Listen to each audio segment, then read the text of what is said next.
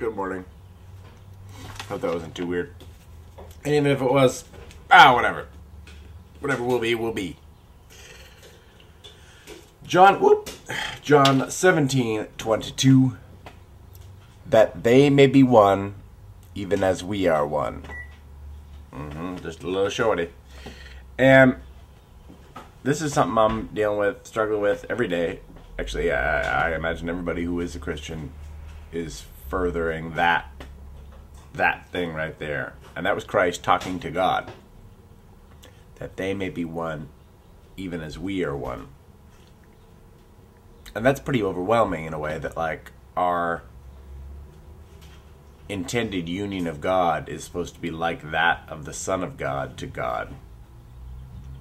Somebody who walked in faith, unbelievable faith,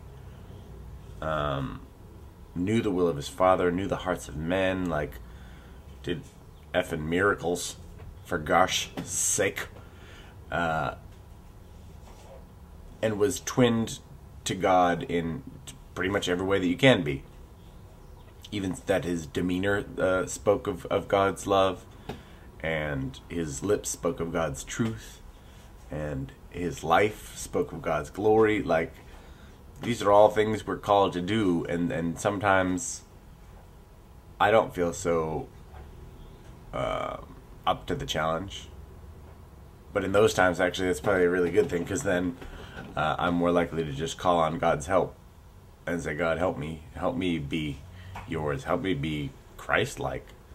I mean, that's what being a Christian means, literally, is like, oh, hey, we believe this guy is who he said he is, and I'm going to do what he said to do. I'm going to try to be like him. That's our object. Even more so, I think, than anything else. More so than transforming the world, or even obeying his law in specific. But to be Christ-like. Let the Holy Spirit transform us. Glorify God in the way that we deal with others, as well as just our relationship, our psychic relationship, our not our brain, but our soul, really, but everything, how we think, how we feel, how we are. And the focus of this sort of my day's devotion was on personality, which is interesting. And I was talking about how personality, even your personality, is to merge with Christ's personality, is to merge with God. And I did think there was an interesting corollary in there for those of you who have been in a long-term relationship. I am married, and I have learned certain aspects of myself, which I struggled mightily with. Oh, my individuality is going to remain my individuality. I will not use the word we unless I fully mean the two of us. I won't. It's not. We're not just a we all the time. But you know what? Funnily enough, there's something in that resistance that is very much the same path of resistance I have to God having all of me, and that we are meant to go ahead and be we's with God always. Except he's head of the household, as it were. But there's something, I think, in permanent relationships where I've come to understand that that a lot of times the relationship works better if I put her needs before mine. There are many times, not always, of course, not always, Okay, that's clear. that you don't even know what I'm gonna say. Oh, sorry.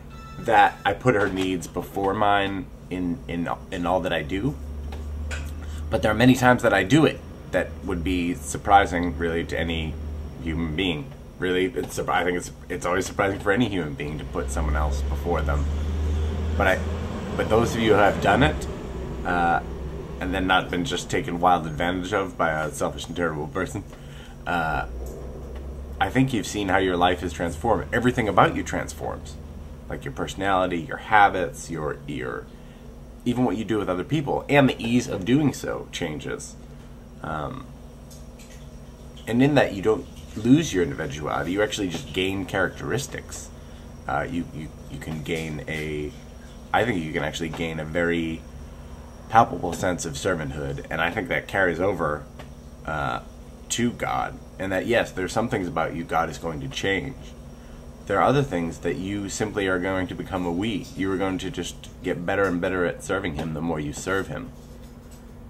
And putting your energy like that outside of yourself, we so often see is good in so many other ways in this world, in terms of getting anything accomplished or being a person of love, that of course then we would be called to do so on a grand scale, that our very intention, our very guiding and fundamental soul's intention is to be one with God, to be unified with God. And we, in our beings, fight that tooth and nail, whether through our just, our sin nature, that how we transgress, or just even our just, which is the same thing, but our clinging to this individuality, to know this is me and that is you, and I am this person and this is who I am, and so this is what it is.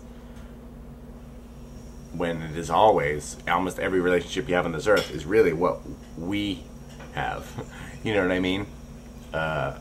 No man is an island, so to speak, except Island Man, superhero of the Tonga people.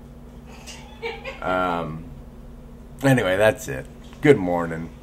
I just want to ruminate on that today. I want to continue to love my sweet Baba and see how it can actually teach me to love the Lord, and know that I don't submit to my Baba as often as I do the Lord, but that's okay.